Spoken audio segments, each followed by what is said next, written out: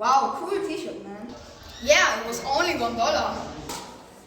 What? What's wrong? Oh, my dad died because he was a cotton worker and didn't get any money. Oh. I will avenge him!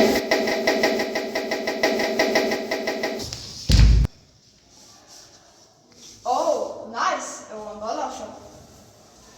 With this sketch, we want to show that when you buy something cheap, for example a t-shirt, you can be sure that the people who worked on the t-shirt didn't get much money or sometimes nothing at all. So we recommend buying fair trade products. Fair trade means that the producers get enough money for the products.